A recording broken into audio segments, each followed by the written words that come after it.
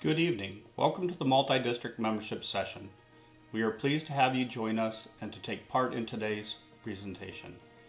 In order to be considerate and respectful to everyone attending and presenting today, we ask all attendees to please remain muted. Our presenters this evening will mention and display resources that are available to you. These resources and links to the videos will be emailed to you in the next few days. A recording of this session will be posted and a link will be sent to your email. I'm pleased to introduce all your district governors. My name is David Jones, and I am from District 6630. From District 6600, we have Diana Savage. From District 6650, we have Michelle Charles. From District 6670, Frank Scott. And from District 6690, Price Finley. To get started tonight, we do have a quick poll, and what we would like you to do is raise your hand to answer these questions. So look at the people around you, and as I ask the question, raise your hand to let them know that you fit into this category. So the first question that we have is, how long have you been a member of Rotary? How many of you have been a member of Rotary less than 2 years? I see a couple hands. How many of you have been in Rotary from 3 to 5 years? No? How about 6 to 9 years? A few more? And then how many of you have been in Rotary more than 10 years?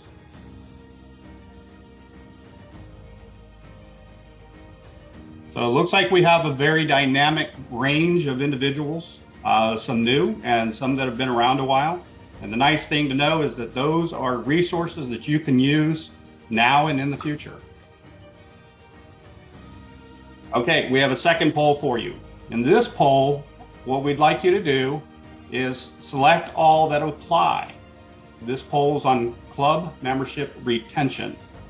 So if one of these categories fits you, select it. Perfect. So as you can see, we have a bit of a dynamic there. We had some clubs that were losing members way before COVID even hit. And of course, that's always a struggle. Hopefully they didn't lose too many more during COVID. A lot of folks did lose members during the 2020 COVID period. Oh, that's nice. A couple of clubs here have not had any members lost over the past 2 years, even through COVID. That's nice to know. Congratulations. Many clubs added new members over the 2020-21 COVID year. So during COVID, you were able to bring in new members. It's excellent to see. And then since we started here in January, as things have added and opened, it looks like many clubs have also opened up and got new members. Well, thanks for providing us that information, and we'll share a little bit of that out with you when we send out the email. So from District 6690, Price Finley, take it away. Okay, great. Thanks, Dave. Good evening, everyone. Is our keynote speaker on board? Okay, I think we're going to be a little flexible here with our schedule then. Why don't we skip to the next part of the program, and I'm going to ask District Governor-elect Michelle Charles to take it from here. Sure, thanks, Price. Welcome, everyone. Thanks for joining us tonight. Rotary International President 2021-2022, Shekhar Mehta, welcomed us all to the new Rotary year, and the year, as he puts it, of change makers. In his words, Shekhar's clear challenge to all of us is to expand our reach through growing membership and to impact in our communities. His message was loud and clear: each one, bring one. This does not just happen. It takes work on the club level, and that is why tonight we start your President's-elect year of preparation. It takes just one to get started. So now I'm going to pass you off to past District Governor. So happy to have you here. Thank you for your time tonight.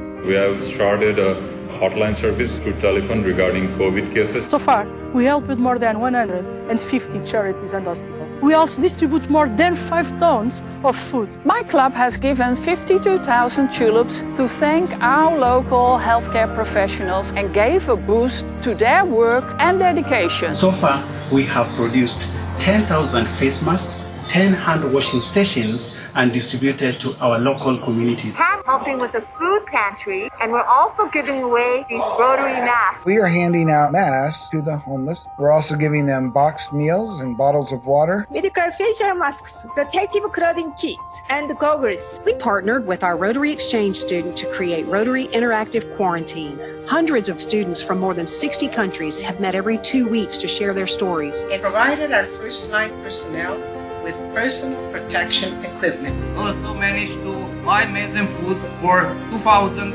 elders in our community. Redirected funds so that food insecure families and individuals' needs are met. Provided food rations for families to survive for a month at least. They have donated to 28 Italian hospitals a new technology aiming at breaking the infection chain in the hospital. Been also able to mobilize communities, training them in personal care and by providing them food items and things of the like. We gave 40 tablets for sick people to keep in touch with their family via video. We help unemployed people to see opportunities and find new jobs. This is Rotary connecting the world, saving lives, and this is Rotary in action. So how many of you keep your old editions of the Rotary Magazine, formerly called the Rotarian, now just called the Rotary Magazine? Well, this magazine from August of last year is in my stack of magazines that I still refer to because it's a great overview of different types of clubs and how people are engaging in Rotary today. In this edition from August of 2020, our keynote speaker is featured in that, Thomas Gump, who is a member of the Rotary Club of Edina, Minnesota. Tom is a past district governor and has been dedicated to creating different Rotary experiences. I think that's really a big part of what we're talking about, is that we have a lot of great people who are either engaged in Rotary or want to be engaged in Rotary, and it's our job to find ways to meet them where they are and where their passions lie. And Tom certainly lives that in his daily activities and in helping to form many clubs over the last several years. He's helped to form a cause-based club, the first one in the world focused on ending human trafficking. He's helped to found a veterans club, and the list goes on and on. I could go on and on, but you want to hear from Tom about his Rotary experience, and it's my pleasure to introduce our keynote speaker, Tom Gump. Thanks, Tom. Thank you, DG Price. It's so great to be here with each and every one of you. And what an exciting time to be a president-elect. First of all, I want to thank Cheryl for doing a great job and getting me on this Zoom tonight, and all the technical assistants. She's doing a great job. And PDG Maris, who's been so kind to me in inviting me to be here with you today. But wow, isn't it exciting to be a PE? I looked at that video, and that last person you saw was Julio from Italy. And I was honored to raise $75,000 from a district for him and be the international grant sponsor for that. And just how great is it that we're all here on the screen and we could actually be here together and not have to, travel so far. So what we're talking about today when it comes to membership in your pre-pets is going to be the newest and best new attraction strategies and engagement strategies. So when you're growing Rotary, there's different ways to do it, but the ways we want to focus on it as a president-elect are attraction, that's bringing the members in, and then basically engagement, which is keeping our members active. So it's a great time to be in Rotary. We have a wonderful new president, Sheikh Armetta, and he has some things to both give us motivation and direction. But when you ask, why do people join our club and how do we attract members, you have to know why they join. So Rotary has a chief statistician that was hired by its chief strategist, and they did a survey. And the most recent results from the survey we're going to talk about. We're going to talk about why members join so we know what attracts them. And then we're going to see why they leave so we can change why keeping them around by finding out not doing the things that make them leave.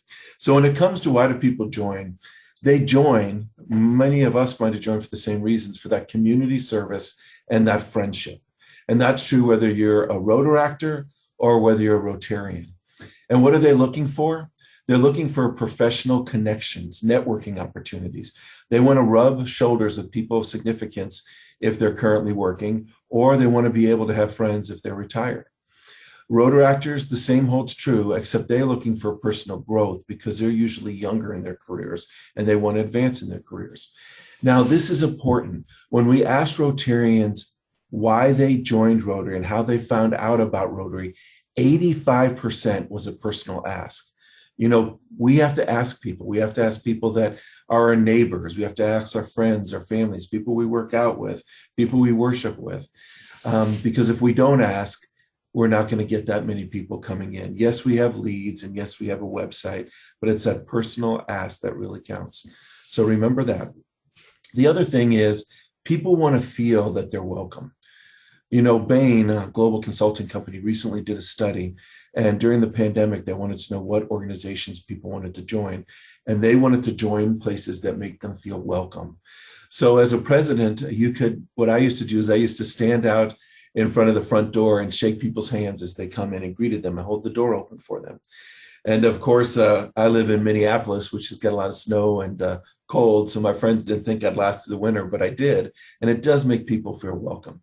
We're very fortunate because 82% of our Rotarians feel welcome and 77% of our Rotaractors feel welcome. But what we need to do is we have to deliver value. So we have to do that in a variety of ways. We have to do it with our personal asks. We have to make sure they feel welcome at our service events, at our socials, but also in the professional. We need to give them opportunities where they can benefit. And when we promise this to prospective members, we have to deliver it or they'll leave. So certain things that are really easy to implement, it doesn't take too much tweaking, but you as a president, come July 1 can do this. You have to have a variety of service projects. We have to do local projects and we have to do international projects. If we just do one, we just attract less people to our current clubs and we may not interest the people we already have. We have to have fun and engaging social events. Professional development is very important, especially for our younger people, as is leadership development opportunities. And we have so many of these within Rotary with our different programs on speaking and our becoming an officer like you are. Being a president-elect, you're going to this pre-pet, you'll go to a pret, you're going to learn a whole lot of things, and you're going to be better. I know when Shaker Mehta sometimes speaks, he talks about he was never president of any organization, including a service club, until he joined Rotary. And he didn't think he could be a good speaker, but he joined Rotary. And today we have so many more things. We have Toastmasters and things like that. We can get you comfortable in speaking. Whatever you need to do, there's a way through the Learning Center or our volunteers that can help you get that. Mentoring is important too, and it's not mentoring just with our established people in business, but it's also our younger people can get help from our career Rotarians, but also our career Rotarians could get mentoring on how to do social media and things like that. Networking opportunities. When people join our clubs, we usually have people of significance in those clubs. We have the mayor, we have the school board supervisor, all different kinds of business leaders. So we can provide that. And we have to make our clubs friendly to the families. And it's not just saying we're family friendly. We have to make certain events like picnics, which aren't expensive. You could buy some Frisbees and balls, give them out to winners of the bingo game. It's not expensive food-wise, but we have to show our members that we're family friendly. So what's new this year when it comes to attraction? And that's what you want to know, right? Not how it's been done in the past, but what we're doing now. Well, Shaker Mehta is brilliant for coming up with his each one bring one, because it takes the concept of a membership committee, most of us, when we think about our clubs, we think of a membership committee being one person doing all the work and maybe 3 or 4 other people helping, maybe having a social and bring some people in. But each one bring one makes every single one of us on the screen, and the Rotarians and the Rotaractors, it makes everyone a membership person because we all have to bring one in. Now, over this weekend, Maris and I were talking about some of the objections that people might have to this each one bring one. They might say, hey, Tom, this focuses on quantity and not quality. But it doesn't. It actually focuses on quality because I see DG Frank from District 6670, he can actually focus on just bringing in one person who is the best fit for the culture of your club. DG Dave from 6630, he can do the same thing. He doesn't have to bring in 15 people. He can bring in one person. And as a president-elect, wouldn't it be great to actually have everyone in your team, which is everyone in your club, to bring somebody in? I could imagine being at the podium and every week seeing more people coming in, more people joining. Well, that's what each one bring one does. Now you might say, Tom, that's hard. How can we do that? How can we get everyone to bring a person in? That's impossible. Well, it's not impossible. This is just one clip I saw on Facebook that on June 30th, last Rotary year, this club in India only had 43 members. And by July, they had 86. So it really is possible. So that's the direction. We're going to focus on attraction this year, and it's really going to work. We're going to get off that 1.2 number that we've been at for 2 decades, and we're going to go to 1.3 or 1.4. Now, if you include the Rotaractors, we already have 1.4 by the newest numbers that John Hugo said. But if you want to get the Rotarians up, this is how you do it. So that is the direction. The motivation is the new membership society. This is brand new to Rotary this year. And what we're doing here is we're focusing on rewarding the people who are bringing a lot of members into Rotary. If you bring 25 members into your club, then you get to be part of the new membership society. For years, when you go to Evanston, you go to the 17th floor, there's a big glass wall there, and it's for Arch Clump Society members. So any couple or individual who has given $250,000 in US dollars gets their picture engraved on a piece of glass and put in this wall. Well, now for the very first time, we have a way to reward membership through Rotary International. And this is through this virtual membership society wall.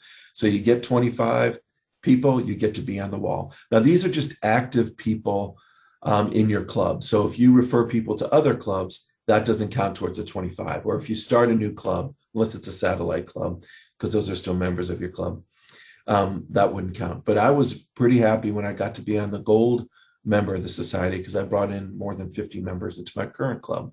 The other really neat thing that they're doing right now at Rotary International is they send a letter out every time that you bring someone in. You get a personalized letter from Rotary Awards that says, hey, Frank, hey, Cheryl, hey, Maris, thanks for bringing that person in. So those are some of the things that happen. Now, there's also things that you can do at your club. When you're president, if membership's important, you control the agenda for the year. You have the bully pulpit up there. You have your board meetings. When you have your board meetings, you can start out as the first thing as membership. When I was president, I actually brought in 31 members into my club. And the way I did it was I just focused on it. So when we had our board of directors meeting, I didn't start with the review of the monthly numbers. I didn't talk about the money we needed to raise the next fundraiser. I started with membership. And then when we had leads, we assigned them to people who we felt would get along with the person who was coming in. So when we bring these members in, then we have to keep them. So how do we keep them? Well, first thing we need to do is we need to look at the reasons why people leave. And if we know that, then we can prevent them from leaving. So most Rotarians say they leave because it's either too expensive, it takes too much time, they haven't had the value that we promised delivered, or there's just too many obligations. Rotaractors are the same, except sometimes they age out when they get to be, 30-ish. There's no upper end limit to being a Rotaractor. And you could actually be a Rotaractor and a Rotarian at the same time. So you could belong to 2 different clubs that way. So why might people leave nowadays? In the last survey, they said They love virtual meetings, they love the flexibility, but they also want some in-person meetings. We have e-clubs that are just only virtual meetings, but they still meet locally to do local service projects. So the thing we have to guard against is maybe the pandemic may have caused some people to leave, according to this survey. They may have not yet left, but the uncertainty of how long they have to have virtual meetings as opposed to real life meetings may affect people. Now, one thing that you might want to consider when you're a president, when we start getting back after the pandemic's over and we start dwindling on our hybrid meetings and some of the people who are Zooming in tend not to Zoom in, we don't want to do away with those meetings. We still want that flexibility. You know, you're in Ohio, you might have some folks who might go to Florida or go to Tucson and go to somewhere in Arizona for winter. You really want to keep those members engaged. So we want to keep the virtual even when we go back. So we don't have to remake the clubs. We don't have to, you know, start a new club. What we can do is we can just tweak your current club to get it to be more attractive. So how do you know what to change? Well, it's pretty easy. You just have to do a survey. Now, you might say, Tom, well, how do I do a survey? Well, it's pretty easy. You can go to My Rotary. You could Google health check for Rotary, and it'll give you a survey. You could take that survey, you could put it on SurveyMonkey, and you can send out to your whole club. Or what you can do is you can actually just send it to your board of directors, or you could just ask people. And if you don't like that health check, maybe it's got too many Rotary E's in there, or this got too many acronyms in there, you could just ask 5 simple questions. You could ask, do you like when we meet? Do you like where we meet? Do you like how we deliver our meetings? Do you like our socials? Do you like our happy hours? And it's funny when you do this, and if we had more time today, we could actually do a survey like this. But if we did a survey, it usually ends up about 5% of our current Rotarians or Rotaractors are either dissatisfied or very dissatisfied. But when you dig down into why they're dissatisfied, it's not things that are hard to change. A lot of them may not want to come to a meeting at 7:30. I belong to a traditional club. I go to the country club at 7:30 on a Tuesday morning, and I really enjoy it. But some people don't want to do that because they want to take their kids to the bus stop. Well, you can not lose any of your numbers within your club by just starting a satellite club, which is still counted as your club because you would be the sponsoring club, they would be the satellite, so they still count towards your membership numbers. But those 8 individuals, that's what it takes to start a satellite club, they can meet at a different time. So they could decide they want to meet at lunch. They're still there when you have service projects or when you have your gala or your golf tournament or anything like that. So that's one thing that you can do. So when you take the survey and they come back, they might want to change something. And what they might want to change is the time or place. Well, it's interesting how so many of our traditional clubs, and we love our traditional clubs. I'm a member of my traditional club. I have my lifelong friends. I would never leave them. But sometimes we could tweak that club a little bit, and then that could make it more appealing to some of the people who are thinking about leaving and maybe attract new people. And I just want to give you a story real quick of 2 quick clubs in my district. One club, and if it's a good club and they were successful, I use the name. If it doesn't go so well, I don't use their name. So we had a club in Eagan, and they wanted to start a young professional club. So what they did is they had their young professionals meet at a different time. They met at a bar at night so they wouldn't have the cost of the fixed price meal. And they didn't want to meet during the day because many of them were new to their careers and they didn't want to take time off work. Well, it's funny because that club really took off. And at the same time, they were still promoting the regular club. So both clubs grew. Now, another city who was right next door, they had a breakfast club that was really dwindling in membership. So they said, okay, what we're going to do is instead of starting a satellite club, right, that met at lunch, they decided just to move the whole club to lunchtime. Well, they lost a bunch of people. So after a year, they moved it back to breakfast and they lost more people. So the moral of the story is if you can tweak your current club and just give it a little bit more flexibility, people stay and you attract new people. So I just want to take just a minute here to talk about what our traditional clubs are and how we can change them a little bit to attract more people. Now, the time and place, our traditional clubs usually meet Monday through Friday, and you know how it is because most of us belong to them. They meet either at a breakfast or a lunch, and they usually meet at a hotel or a country club, and you have that fixed price meal that has 4 business meetings. Well, our new clubs that have started in the last couple of years, what they're doing, and I'm not suggesting as a PE that you'd have time to start a new club. You know, that's more for the PDGs on the line like Cheryl, Frank, and Price, and Maris and Dave.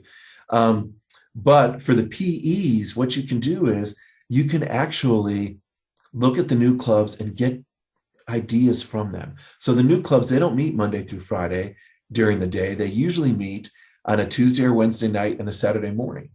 And where do they meet? They're meeting at different places because they don't want to have the expense of that fixed cost meal. You know, there's a club in England called Maidenhand Bridge, and they meet the first and third Sunday at a coffee shop. They bring their spouses and partners, and they bring their kids. The adults play bridge and have coffee, and the kids play. So just different things to think about. Now, when it comes to format for meetings, we're a great example of that. Since the last couple of years, we've learned to do Zoom and electronic meeting platforms very, very well. But the format of the meeting is we don't have to have 4 business meetings like we do in my club. We just don't have to. RI allows you to have only 2 meetings a month. And if you want to have 4 meetings a month because you like that fellowship and that camaraderie, what you can do is you can actually change it up with a couple of those meetings. What we're doing in my club now is we do Rotary in the Workplace, where we find a member of our club and we go to her or his business. And what we do is we go to that business and see what they do for a living. And that helps with other people who want to network. So we have a woman in our club that has an airport. A couple months ago, we went to the airport. We're in the Twin Cities, Minneapolis, St. Paul. We took them on plane rides for 30 minutes around the Twin Cities. Make sure you bring coffee if it's a breakfast meeting, or some donuts or bagels or something like that. The other thing is you can go, as your president, you can change the format of the meeting, and you can say, we represent all these individuals who we give money to, who we support. Go to that local food shelf, unpack the boxes, stack the shelves. You can do that as one of your meetings. Again, you don't have 4 business meetings. Delivery is exactly what we're talking about here as electronic meetings. Now, I just want to briefly go over club models and membership types, because you as a president can do this without RI's permission, and it's actually encouraged. So there's different kinds of club models. And, you know, you can have a club. There was a club in Houston that I helped last year that was a Toastmasters club. And they were losing members pretty quickly, and they were thinking about turning their charter in. What they did is they changed it into a veterans club, and they got all these veterans to come in. And now the club's at 40 members in just a year, and they actually have an Interact club. But I bring these up not to say you have to start a club, but just to be thinking how you can tweak your current club that you're going to be president of come July 1. So we have corporate clubs. You can get members of a corporation to come in. We have cause-based clubs, which are really getting popular now. You know, if you have a particular cause, let's say serving people with autism and their families, or, you know, fighting to end human trafficking or homelessness, you can bring that cause to your current club, and your club would then be the magnet of attracting other people to do those things. Interest-based clubs, they're kind of like cause-based, except it's an interest. You can add, if there's a particular interest in exercise or food. I have a friend who's a past district governor in Australia, and he just, the other thing is the international club. An international club is actually one that focuses on a certain particular nationality. In Chicago, there are 2 Spanish-speaking clubs. And of course, we have Rotaract clubs and passport clubs. So the other thing you can do as president is you can actually change the membership type. And the membership type is when you pay your dues as an individual member of your club. Some of that money goes to your club, some goes to your district, and some goes to Rotary International. Well, you as club president with your board of directors, you can decide to give discounts of the club dues to certain individuals because you want to attract them and you want to keep them. You know, an associate membership is sometimes used by presidents because what they can do is they can say, if you want to try our club out for a few months, we're going to charge you less than we do our other members. So you can see if you like it. And if you like it, then you can join. Same thing with family memberships. If you have Members, you can have them go to their spouses or their partners and say, you can join and you can give them a discount, maybe only charge them for the meals, because they're going to be contributing in another way to your service projects. They're going to be contributing to your fundraisers. You could do that for young professionals. You can do it for corporations. So just different things that you can change. Now, I'm here to answer any questions later if you have time, but that is it for this part of the program. Thank you. Okay, I'm going to hop right in here, and thank you so much for speaking today, Tom. It was great to hear from you, and so many little nuggets there, and that kind of gets us to the Nugget Port part of our evening, which we've got a bunch of past president champions who are going to share some information with you. You got a little preview before our keynote speaker from DGE, Frank Scott, who was talking about that idea of keeping one, membership retention, and wanted to just share a couple of things. One, don't underestimate what COVID has done as far as retention in your club, and that it is still happening. Just a few hours ago, my fully vaccinated daughter tested positive for COVID. So you just never know, even today, when we might be stopped in our tracks with this. So be, kind to your members, understand that they're going through things personally that related to COVID and their jobs, and a lot has changed. So I think we will get back where we were, but we do need to just be cognizant that it's not just done and over just because we have a vaccine and people are vaccinated. Also wanted to just give you an idea about keeping your members engaged and making sure that you spend a lot of time connecting with different members in your club. And so I did this a variety of ways when I was club president. And while I've had a lot of roles in Rotary, being club president was my absolute favorite thing, so much that maybe I'll go back and do it again sometime. I really enjoyed connecting with my members, but I did have to make a conscious effort to stop and really think through, okay, who haven't I talked to recently? Who is being more quiet? Because you're going to get plenty of feedback as a president from the people who have opinions and ideas and have been around a while. But sometimes those quiet individuals need to feel that connection with the club president. You're kind of their shepherd for the year. And so really do your very best to connect with as many members as possible.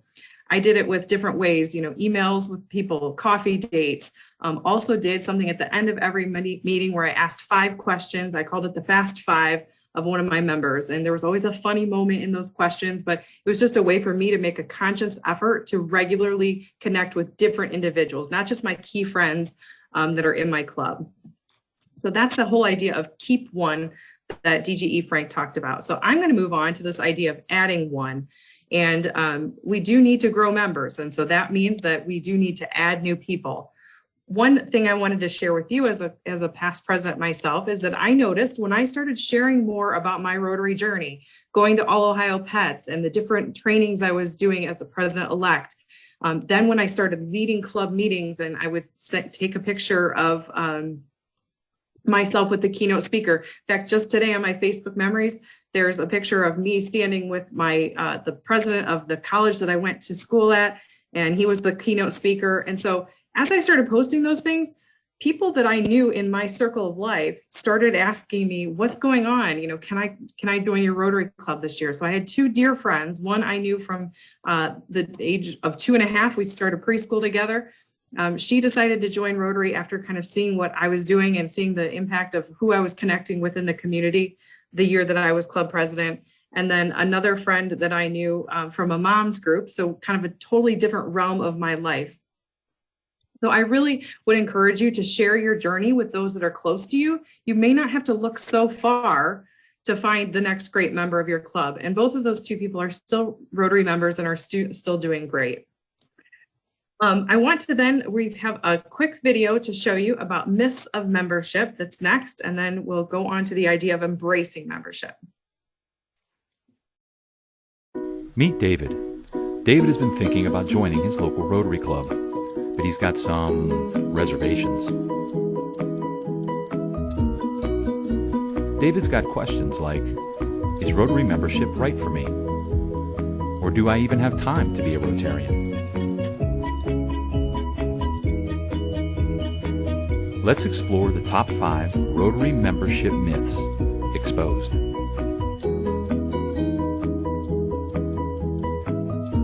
Myth number 1, Rotary is only for business networking.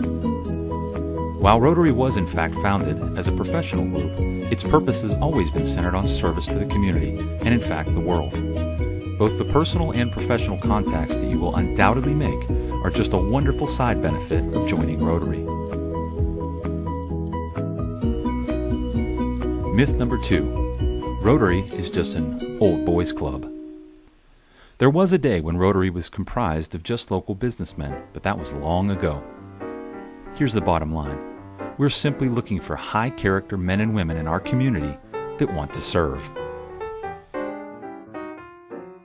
Myth number 3. Rotary is expensive. Actually, Rotary membership fees vary from club to club, community to community. Some are as little as mere dollars per month. Myth number 4. If I can't make the meetings, I can't be in Rotary. Rotary is about serving.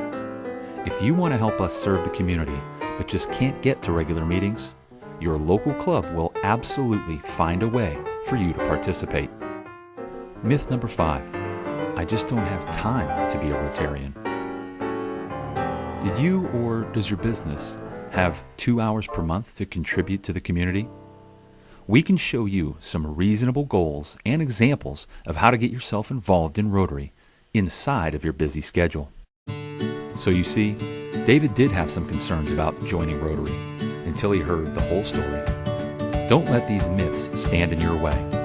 Start your Rotary journey of service right now, because the world needs Rotary, and Rotary needs you.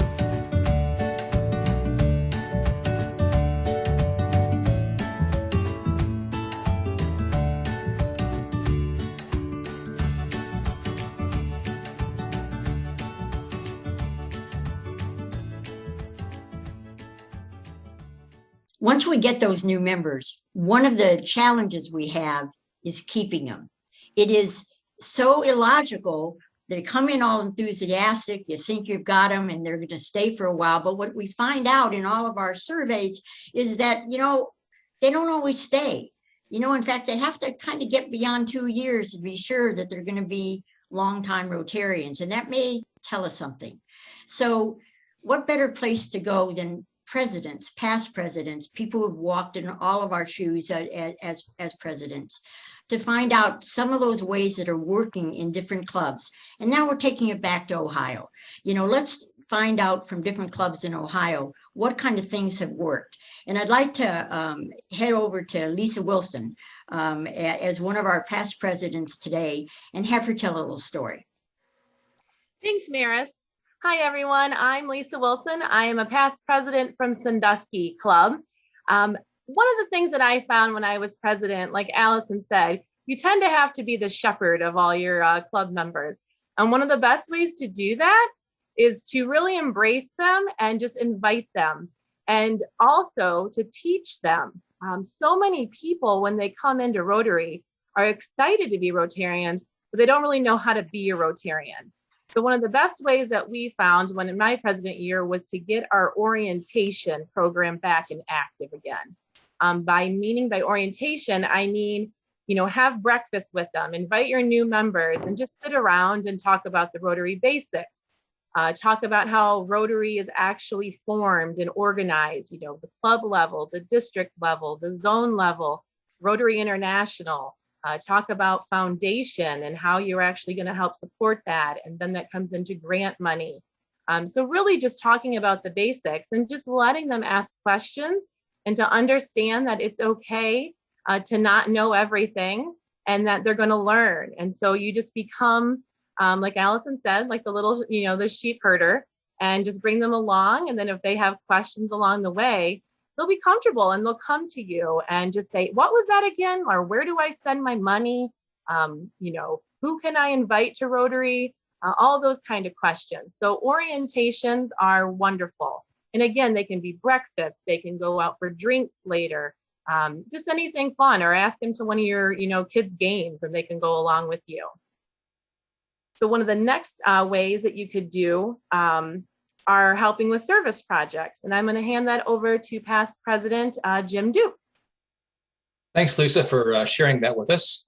So just recently at our club, we actually had a couple of members join, a husband and wife, and they were really enthusiastic. They had a lot of energy. They wanted to get involved. And we actually had an opportunity for them to join our service organization, our service committee. We had a couple openings there. And coincidentally, our service chair was stepping down, and we decided, why not? Let's give this new guy a shot at being a service chair, which typically isn't done. You know, when you only got a couple months in the Rotary organization, you're brand new to the club, you typically don't start out as a service chair. But wow, this guy has really energized our club. We've had 4 service projects already this year. We're actually going to the local high school this weekend to do some landscaping. This couple has really re-energized our club.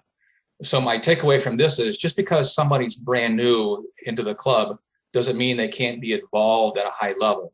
You know, being the service chair, I mean, he opened my eyes to people actually being chairs in our club. So when you have an opportunity and somebody's enthusiastic, give them the opportunity to lead, because in our club, it really paid off big dividends. It really worked out real well for us. So with that, I'd like to turn it over to Steve Sambo. He's going to talk about some mentoring. Steve. Hi, everybody. Anyway, I'm Steve Sambo, and I wanted to share, 9 years ago, I was sitting in your position. So I understand the excitement, but also there's a lot going on out there. As we talk about membership, one of the key things is, how do we retain our new members? And the data has pointed to that the first 18 to 24 months is absolutely critical in looking at every single data point as far as retaining those members. Now, I'm going to guess most of your clubs have a orientation program. Maybe it's called a red badge program. And it probably looks something like this. We ask the new member to attend a board meeting, right? We ask them to join a service committee. We ask them to attend a couple social events. We would ask them to, if you look at it, maybe, invite somebody to come to Rotary, go to visit another Rotary club out there. And all those things are very good. But what we're really asking them are merely tasks that the club thinks their new members should do in order to become engaged. And the task we're really asking them to do is hoping that just through osmosis, that they're going to, quote, get it. And the best clubs that have the highest retention rate after 24 months have one thing in common, and that is they have a very strong mentorship program. Now, the mentor is not necessarily the sponsor, but the club has identified 2 or 3 or 3 or 4 members in that club that will take an earnest interest in making sure that that member is connected. And it might look something like this. The mentor will go with the new Rotarian to the orientation meeting. The club mentor should be able to connect on some level. And I'm going to let you read between the lines on that. The Best Mentor program actually have the mentor for the first 4 months, every single meeting, meet with that new member before the meeting, just maybe for 5 minutes, double check, and then sit with that person at different tables during the first 4 months, introducing them every week to 3 or 4 new members. When that new member goes to a service project, that mentor goes with him to introduce him to additional Rotarians out there. Everything that mentor or that new person goes through, that mentor is right with him there the whole time, even to the point of maybe the mentor setting up a non-Rotary event with the new members going out to lunch, or maybe even the spouses going out together. So we put so much effort into attracting new members. We really need to examine our mentorship programs to make sure that we're just not asking through, and I call it osmosis. If I sit in enough meetings, the light bulb's going to go off. That doesn't happen. And that's when we exit. So anyway, I wanted just to share that. Well, Each one bring one's really the important message, but then what? What we need is engagement. We need to engage new members. We have a new member in our Rotary Club, or even a member that's been there for several years. They visited a club for a reason. They join a club for a reason. They are a member for a reason. If that reason isn't nurtured, they slip away. They stop attending meetings. They stop attending the socials. They stop helping with fundraisers. They were not engaged in the club or in Rotary itself. And at that point, each one bring one has failed because we haven't engaged one. The success of adding a new member is quickly tarnished when the new members isn't even active in the club. The success of adding a new member is also diminished when at the same time we lose a member of 6 months, a year, or even 2 years duration. It's engagement. Engage one. Engagement is the key. But what will it take to make a new member a good Rotarian? How do we keep them looking forward to their next Rotary experience? How do we engage all of our members, new and old, in our club and in Rotary? We'll now hear from Kurt, Allison, and Jim, who are our Engagement One champions, with some stories that work. Thanks, Rich. I appreciate that. I think there's 3 key things we have to do when we're engaging members. One is we have to listen to them, we have to understand them, and then we have to act once we figure that out. One thing we had to go through last time I was president, one of the challenges we were having is people weren't making the meetings because they couldn't. Their jobs, job displacement has happened. People aren't working in town like they were. So I decided we were going to go 4 lunch meetings a month, the standard we've been doing forever, to adding a breakfast meeting. So I added 1 breakfast meeting a month. And what happened was we all of a sudden started getting these people that could make a breakfast, but they couldn't really make a lunch. These were really key members that had been active for years, still active, but they couldn't get to the meetings. So then the new members we brought in weren't getting to meet those people and get to know them. And that was really critical. So that was the first step. And then COVID hit and we went to Zoom. And I think the key there was, because I was president at the first part of that wave, the key there was we ended up having a lot of people on Zoom meetings that weren't making our lunch meetings or our breakfast meetings. But they found out that, hey, I could be wherever I'm at and get on board. And what I made sure we did then was we made sure we listened to them. Every one of them, it was kind of an interesting study because I asked each one of them, how you doing during COVID? What's going on with your family? What's going on with your life? And so during a Zoom meeting, we could do that. So for the first 5 or 6 Zoom meetings, we didn't have a program. We really just talked to each other and we got to, and it really was amazing. And so the numbers at the Zoom meeting kept getting bigger because people knew they were going to be heard because all of our members need to be heard. And when we went back to more traditional doing a program every month, the Zoom meeting shrunk. So I'm just telling you, they want to be heard. They want to know what they're doing. The next thing we did meeting wise, just so you know, this year we had a club assembly and we decided we're still going to do 1 breakfast meeting a month. We're only going to do 2 luncheon meetings a month. And then the fourth meeting, we actually do a service project or a social project. So tomorrow's the 4th one. And so, or Friday is. And so we're going to have a social meeting. So it's been more fun because you get to know them. But remember, you got to listen. You got to mix it up. Don't be afraid to challenge the traditionalness of your club, to tweak it, as Tom talked about earlier. And with that, I'm passing on to superstar extraordinaire, Allison.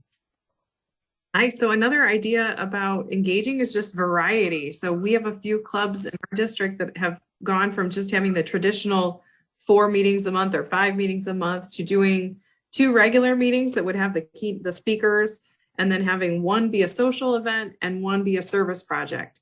We also have some clubs that have tried doing committee work during a meeting. So 2 regular meetings, 1 service project, and then 1 meeting where your members just break off into committees. So I think there is some, that really changes the variety of your meetings.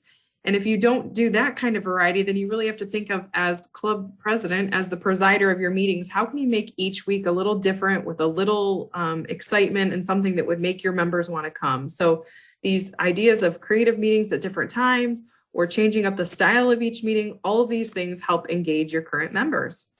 I'm going to pass it on to Jim Duke for the whole idea of how you can engage with teamwork.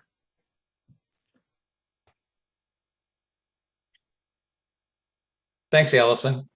So on my first year as being president of our club, I noticed we were very routine. We did the same thing week in, week out, met at the same time. You know, just, I hate to say it was boring, but it was just very routine. So I wanted to change it up. I want to make it a little bit more lively. And as everybody knows, that there's 4 times a year where we actually have 5 weeks in the month. So what I did on that 5th week, we didn't meet at our club at our normal time. I encouraged our Rotarians to travel to other clubs. We called that a traveling week. And then the week after, the Rotarians that traveled would share their stories. And the first time that we did that, we only had like a small handful of people that actually traveled to different clubs, but their stories were very, very positive. The experience was just great. So then the second time it happened, we had more Rotarians travel because they found out that the experience was so good. And by the end of the year, we had a significant number of Rotarians that were traveling to other clubs for that experience, you know, beyond borders. And so that's one way to keep your members engaged, is to see what's out there. You know, other clubs are doing other things, and you know, we can learn from them. They can learn from us. So that was a great idea that really worked well in Vermilion. You've heard from some amazing people today who were just like you. They were selected to be the next president of their local Rotary clubs. They were nervous, they were excited, they were energized, they were looking for ways that they could make their mark going into their year. We don't want to overwhelm you tonight, but what we want you to start considering is, what can you learn from all of these past experiences? And as we said at the beginning, if you look at all the people who are on this call or on this Zoom meeting, these are your resources. These are your networks.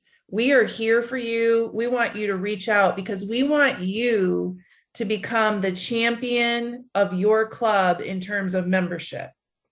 We want you not just to lead your club into the next year. We want you to take the lead on each one, bring one. And we want you to start thinking of ways in how you can do that. And so Price, we're going to take it back to you with some examples. Thanks, Diana. I'm going to be really quick here and just want to reiterate the great stories that we've heard tonight and all of the great ideas that have been shared. And I'm going to think about, I want you to think about where you are right now in your preparation for being the leader of your club. Perhaps you're thinking, okay, this is my time to kind of just sit back and plan, but I'm going to make a challenge tonight for you to think about what you can do in your club right now to help with the membership, engagement, attraction, recruitment efforts. What if you went to your current president and said, I'd like to go to each of our board members and challenge them to each one bring one, and to make sort of a contest out of that and have some fun. I will guarantee you that all of the past presidents on this Zoom tonight would say, if a president-elect came to me and suggested they wanted to do something, they'd say, go for it. So I just want to leave you with that idea. Whatever might work for you in your club, this is your opportunity now to start playing around with some of these ideas that you can put to work even before you're installed as your club president. So I think most of all of you know that our Rotary International president-elect, the person who will be the president of Rotary International when you are serving as presidents of your club, is Jennifer Jones. And right now, right this very minute, she is on a plane on the way to Paris to be on a stage with the Global Citizens Worldwide event, an amazing happening. But before she left Evanston, she did an interview with our current Rotary International president, Shekhar Mehta. And we have taken that interview and cut it down into about a 2-minute piece that we're going to share with you now. But from a numbers perspective, we need more people to do more good work. And so you have challenged us with what? I've challenged with a crazy idea, but a very simple solution. You know, I go by that dream that 35 years back people had. I also have a dream. I don't want any, I mean, all these people who are sitting there, ask any of them, would they be happy if their business did not grow for 20 years? If their consultancy did not grow for 20 years? If their vocation did not grow for 20 years? Not one hand will go up and say, yes, I don't want it to grow. Then why don't we want our organization to grow? And there is a simple solution. Let's not ask the president, the board of directors, or the Rotary coordinators, or the district governor to do it. Let us do our job. And my job is just to get one member. All of you sitting there, you get just one member, and I promise you the membership will leap to 1.3 million. What we have not done in 20 years, you will do it in the next 10 months' time. And let me also tell you, each one bring one and keep all. Well, thank you, everyone. We will be sending you sample pages from the Rotary International Learning Center, as well as some examples of what the past presidents have alluded to this evening. They will all be coming to you via email during the coming weeks. We do not expect that you to stop everything and study. Just know that these resources and links are there for you as PEs and when you are club presidents. Perhaps more important for you to know is that we as district governors will be there to support you and your district membership shares. Each of our districts has a group of dedicated and passionate Rotarians. Most of them are past club presidents who are here to help you and to listen to you at every turn. And now I'm going to send it back to Frank for a final note. Thanks, Michelle. Before we close tonight, I wonder if you all, presidents-elect, could help us out with something here in the chat. We'd kind of like you to tell us, in very brief terminology, maybe one idea that you got out of tonight, an example of something that you have a great application for in your club, or something in chat that you take away and take back and implement. I assure you that since we've been in your shoes, if you bring something to your president or to your board that you want to help implement, it will be, yes, thank you so very, very much. So if you wouldn't mind, throw a word in chat. And on behalf of the district governors-elect of the state of Ohio, we really thank you for all the time you've spent with us this evening. We know in your volunteer roles, time is precious, but thank you so much for being a part of Rotary and a very important part of Rotary. Thank you. Thank you, Frank. Many people are starting to put in some ideas there in chat. We will be taking those comments, take a look at them, and use some of that for our future trainings. We do appreciate everybody attending this evening, as Frank said. Just so you know, I'm going to throw up all your district governors. These people are available for you at any time. You should have their emails within your district directory, or they can definitely make sure you get that. If you've not received an email from them before now, I'd be very surprised. So if you have any other comments or questions after this session, please do feel free to contact any one of your district governors and ask your questions. We thank you for being on tonight, and we hope you have a great evening. See you in November. Good night, everyone. Thank you. Good night. Thanks, everybody. Thank you, everybody. Thanks again. Bye-bye. Thank you. You too. Keep your Rotarian. Yeah, all right.